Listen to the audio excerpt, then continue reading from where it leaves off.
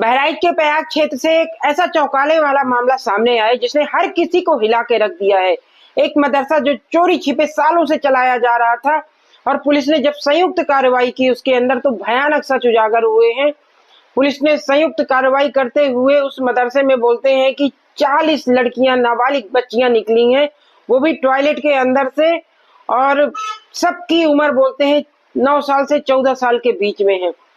बोलते हैं वहीं के लोकल लोग जो होंगे आस पड़ोस के, अगर आप कुछ इनलीगल काम कर रहे हो तो कुछ दिन तो छुपा सकते हो, पर हमेशा तो नहीं छुप सकता। तो वहीं के लोकल लोगों ने पुलिस को इन्फॉर्म किया कि यहाँ पे कुछ ऐसा हो रहा है और पुलिस ने संयुक्त कार्रवाई की। तो पुलिस ने ऐसा तो नहीं बोला कि हम किस उद्देश्य से आए हैं, पुलिस जांच के उद्देश्य से गई कि मदरसे की जांच के लिए गई है। और बोलते हैं 3 मंजिल इमारत थी, तीनों मंजिल को ढूंढा गया। जब तीसरे मंजिल में पहुंचे और जो टॉयलेट था तो टॉयलेट का दरवाजा तोड़ा गया तो उसमें 40 नाबालिग बच्चियां निकली हैं। बच्चियां पुलिस वालों को देख के रोने लगे, छोटे छोटे बच्चे ही तो थे, रोने लगती हैं, चीखने लगती हैं। पुलिस समझाती है उनको कि क्यों रो रहे हो बच्चे रो मत, हम कुछ नहीं करेंगे, हम तुम्हें सही जगह पहुंचा देंगे। पर आप सोचो, अगर आप तुम कुछ गलत नहीं कर रहे थे तो इन लड़कियों को टॉयलेट के अंदर छुपाने की जरूरत क्या थी? अगर सब कुछ सही हो रहा था, पुलिस जांच करने गई थी, तो अगर मदरसा चल रहा था तो चलने देते। अगर मदरसे में कुछ गलत नहीं हो रहा था तो उन लड़कियों को टॉयलेट में छुपाने की क्या जरूरत पड़ी थी?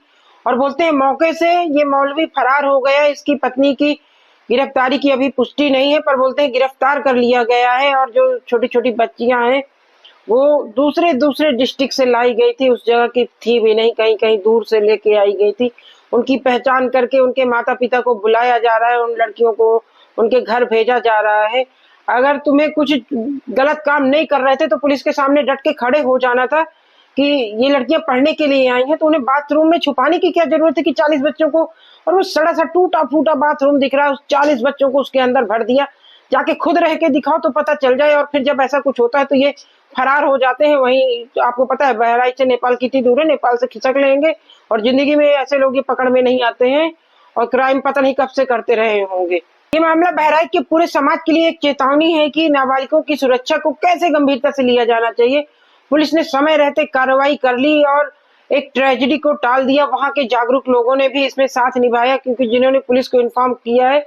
तो आप लोगों को भी अपने आसपास देखते रहना चाहिए कि कहीं इलीगल काम तो नहीं हो रहा है। और खास करके बच्चे बहुत ही मासूम होते हैं, हमारे समाज का निर्माण करते हैं और उनके साथ तो कभी भी गलत नहीं होना चाहिए। नहीं तो फिर जो ऐसे बच्चे बड़े होते हैं ना, फिर उनके दिमाग में ये चीजें घर कर जाती हैं कि समाज तो ऐसा ही है, समाज तो ऐसा ही है। तो हमें अच्छे बच्चे बनाना है।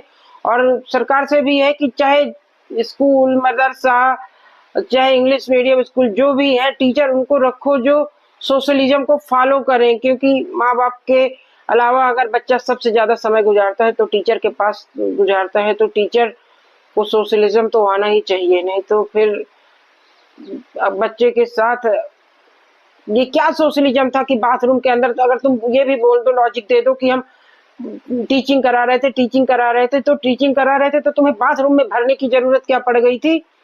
इस तरह की घटनाओं में आप लोगों की राय जानना बेहद जरूरी है कि ऐसे लोगों के साथ कैसी कड़ी सजा होनी चाहिए। कमेंट करके अपनी राय जरूर दीजिएगा।